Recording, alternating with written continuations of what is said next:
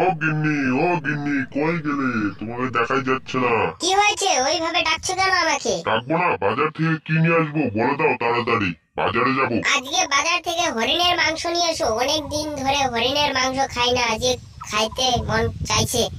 হরিণের মাংস নিয়ে আসবা। ঠিক আছে গিন্নি, তাহলে আমি বাজারে যাই, থাকো বাড়িতে। এই বলে বাঘটা বাজারের দিকে চলল। কতদিন ধরে বলতেছে ছেলেটাই যে হরিণের মাংস খাবে, তুমি তো ওইটাও নিয়ে আসতে পারো না। কি নিয়ে আসো খালি পোল্ট্রির মাংস? আজকে হরিণের মাংস ছাড়া জানি বাড়িতে আসো না। যাও। ঠিক আছে, দেখি পাই কি না হরিণের মাংস।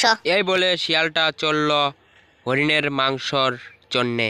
ওইটা কে যাচ্ছে? বাঘ মামা না? যাই দেখি বাঘ মামার সাথে কিছু কথা বলি। ও বাঘ মামা, ও বাপ মামা, কই যাচ্ছ বাজারের দিকে?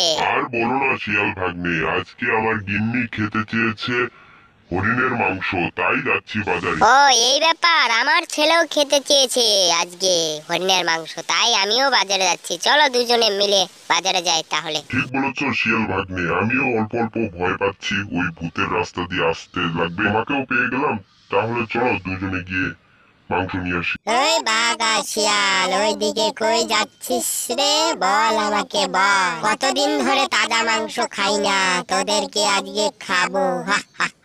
না গো ভূত মাসি, আমাদের খেও না, আমরা বাজারে যাচ্ছি। গিন্নি মাংস খেতে চেয়েছে, তাই বাজারে যাচ্ছি। ও বাজারে যাচ্ছিস মাংসর জন্য? যা যা, তাহলে ছেড়ে দিলাম। তারা দুজন চলে গেল বাজারের দিকে।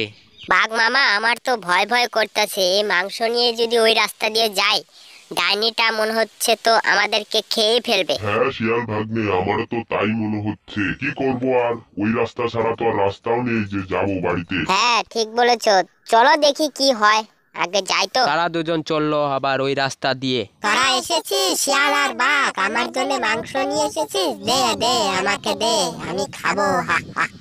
কতদিন ধরে তাজা মাংস খাই না। না গো ভূত মাসি, এটা আমরা দিতে পারবো না, আমার গিন্নি খেতে চেয়েছে মাংস, তাই আমি দিতে পারবো না গো। কি, তুই দিবি না?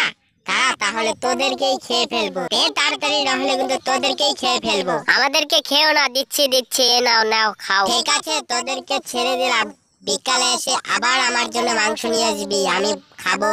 বিকালে যদি মাংস না নিয়ে আসিস, তাহলে কিন্তু তোদেরকে খেয়ে ফেলবো।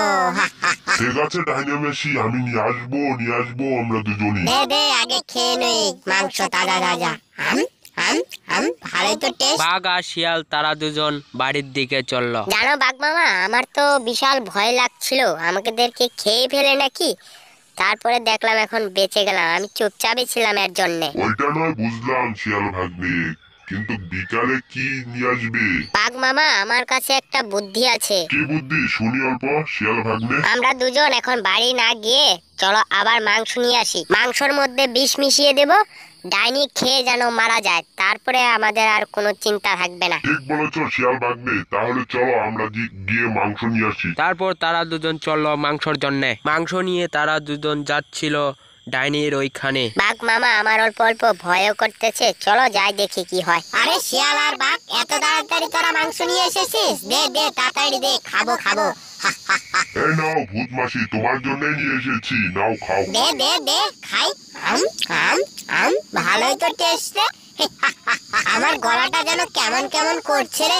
আরে তোরা কি মিশিয়েছিস এই মাংসর মধ্যে? কি মিশিয়েছিস বল তাড়াতাড়ি, বললাম রে বললাম। বাজি ডাইনি, ওইটার মধ্যে আমরা বিষ মিশিয়েছি। বাজি শিয়াল আর বাঘ, তোরা দুজন মিলে আমার সাথে এরকম করতে পারলে? মরে গেলাম রে, মরে গেলাম। ডাইনিটা মারা গেল আর তারা দুজন বাড়ি চলে গেল। বন্ধুরা, ভিডিওটি এখানে সমাপ্ত। প্লিজ লাইক সাবস্ক্রাইব করে দাও।